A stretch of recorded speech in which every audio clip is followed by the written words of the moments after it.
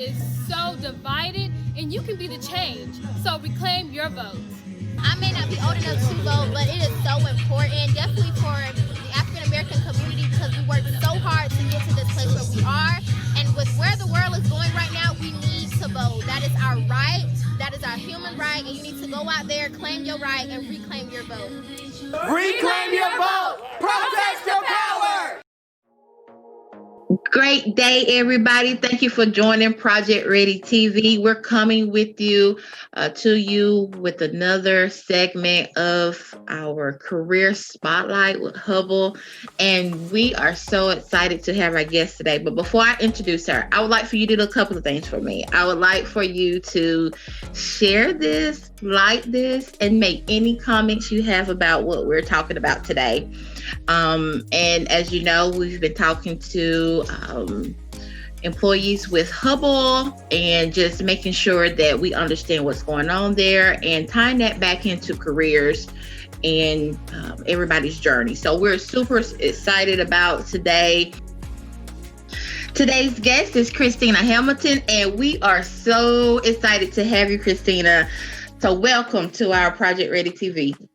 Thank you so much, Angie. I am glad to be here today. Awesome. So tell us, we're going to hop right in. Tell us a little bit about what you do at Hubbell. Okay. So I am the commercial quotation supervisor within Hubbell Lighting.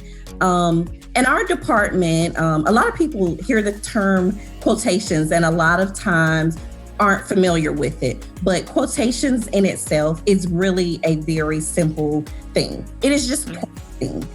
So my department, that is basically what we do for any of the projects that we are able to get bids on, per se. We provide the pricing for our lighting fixture packages. And so pretty much that's what we do for the company nationwide, just, putting out pricing, reviewing pricing as it comes in. And that's pretty much our day to day. Okay, cool. How did you find yourself with this company and doing what you're doing currently?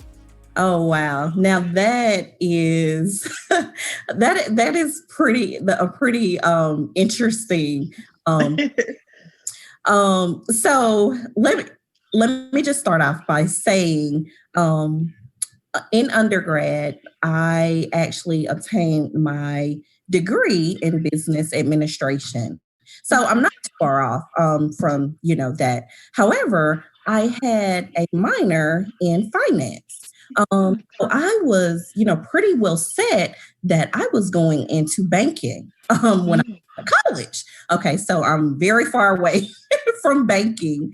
But I went to undergrad in Kentucky.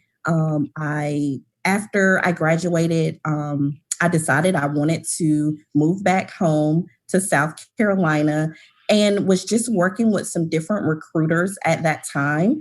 And Hubbell Lighting was one of the companies that I interviewed with and was fortunate enough to be offered a position at that time.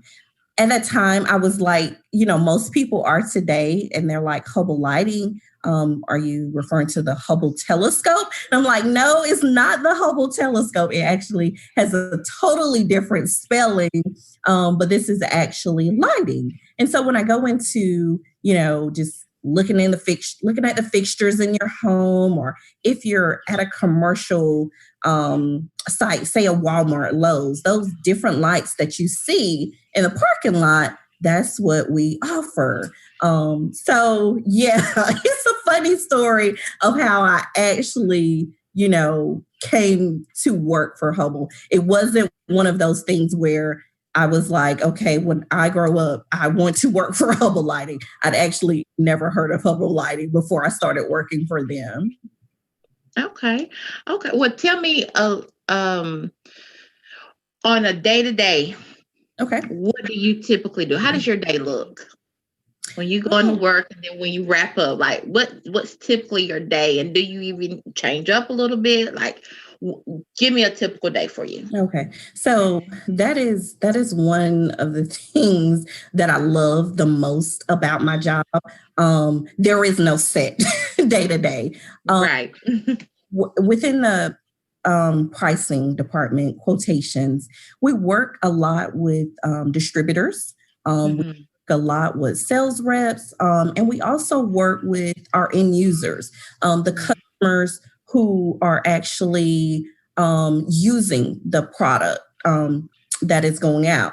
So on a typical normal day, if there's anything such as normal these days, right, I would, the first thing is starting out by just kind of checking through emails, see, if there's anything hot or urgent that has come in overnight.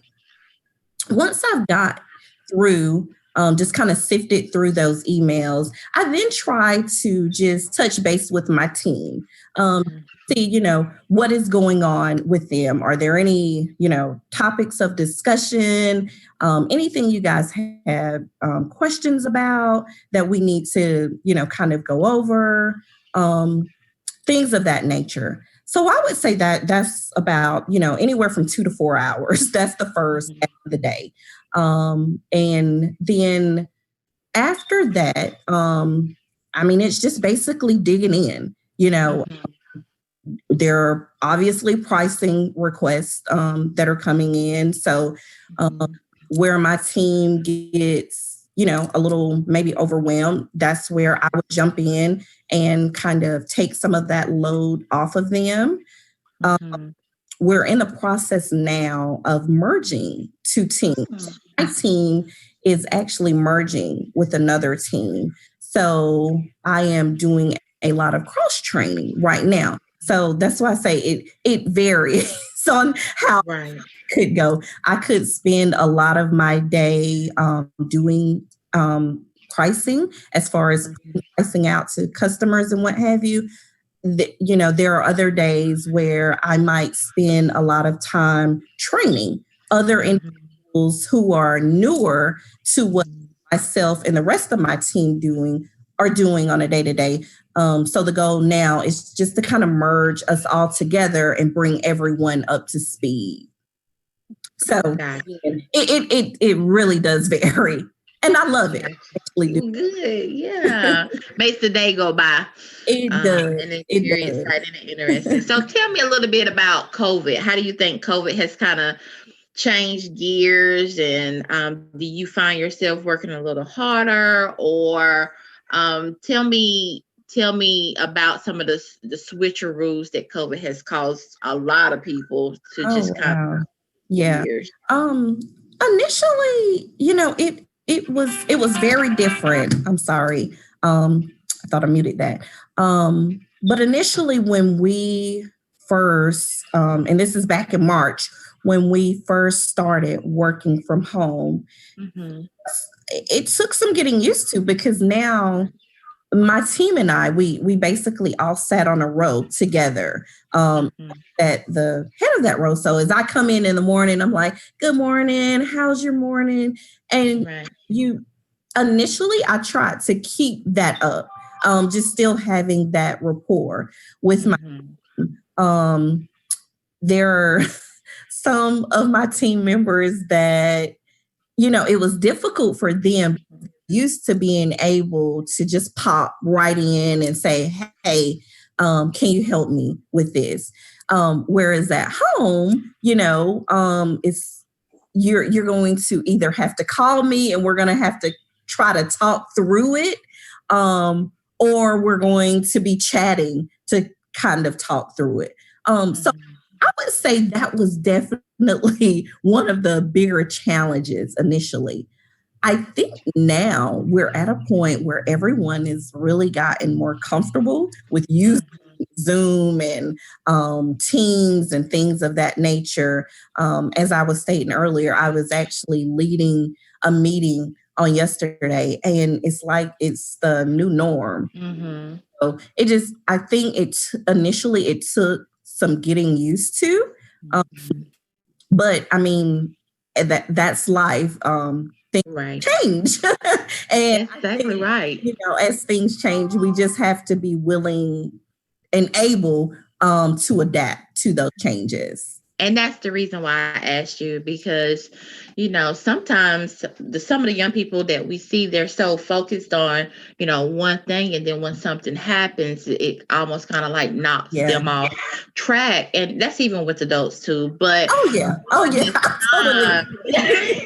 during this time, a lot of people have had to learn how to adapt and to be flexible. And so we like to bring those different things up because that's what happens, in real life at work. You never know what's going to happen. So I like to try to ask that question about COVID just so our students can hear, different perspectives and how to, if change was easy or change was, hard or challenging, but whatever it is, if you have a good supervisor such as yourself, you not only make sure that you're prepared, but you make sure your team is prepared. And so and you have to work together. So that's the reason I like to ask about, the switcheroo that COVID has caused us, because, and two, a lot of young people might be looking for work remotely because that's what's being offered right now. So you really have to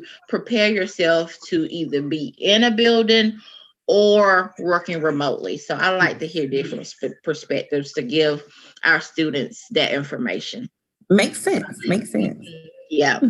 So, is there anything that you would like from a supervisor point of view, or, being a team player, or, somebody in leadership? What are just maybe one or two nuggets that you could give our students to tell them about, hard work and, being persistent and being consistent to get to where you want to be?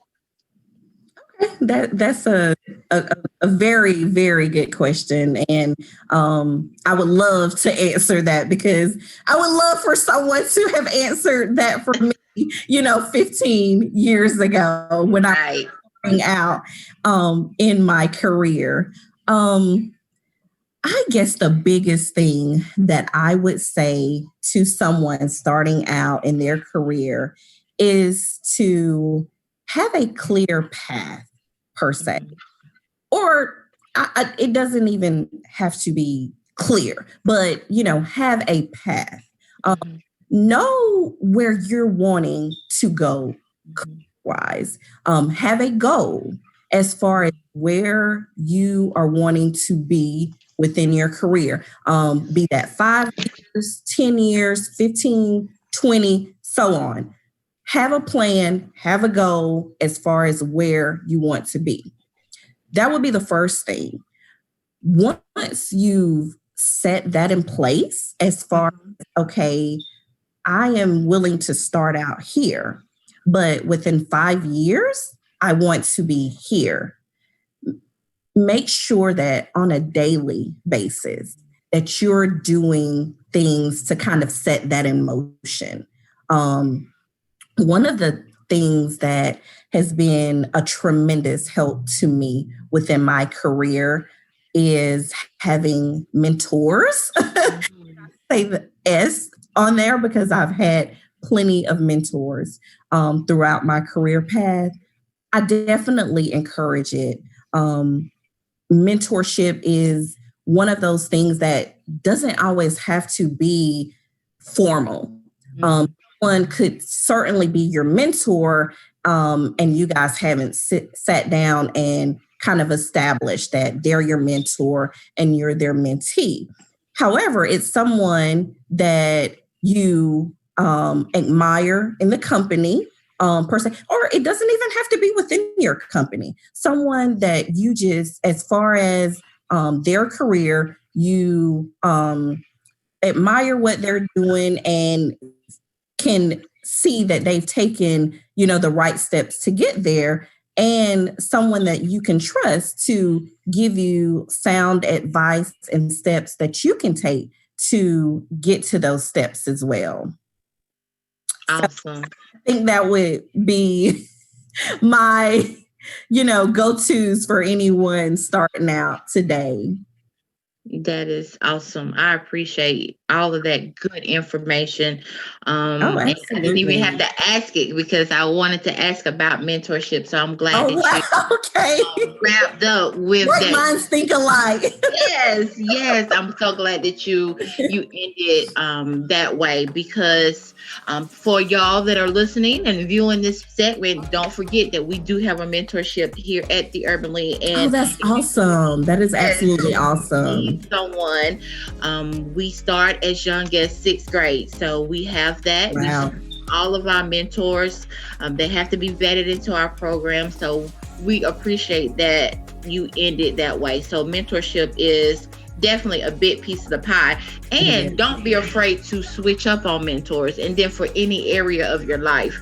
So again, Christina, I thank you so much for sharing what it is that you do with Hubbell and your career path and your journey, and you being such a wonderful, great leader, leading your team and doing such an awesome job. So it was my pleasure meeting you, and thank you for being on the show. Thank you so much, Angie. The pleasure was definitely all mine. Like I said, anything that I can provide that will be helpful to the next generation, I am more than willing. Well, thank you.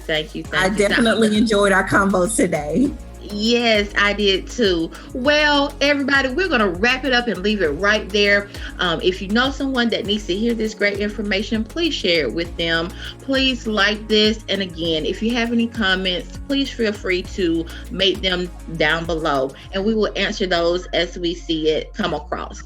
So if you are not following us or you know somebody that's not following us, please follow us at Urbanly 864. If you have any questions about anything, please visit our website at urbanlyupstate.org or feel free to give us a call at 864-244-3862. And as always, I have definitely enjoyed my time with you. I'm Angie Anderson-Moton. Until we meet again, goodbye.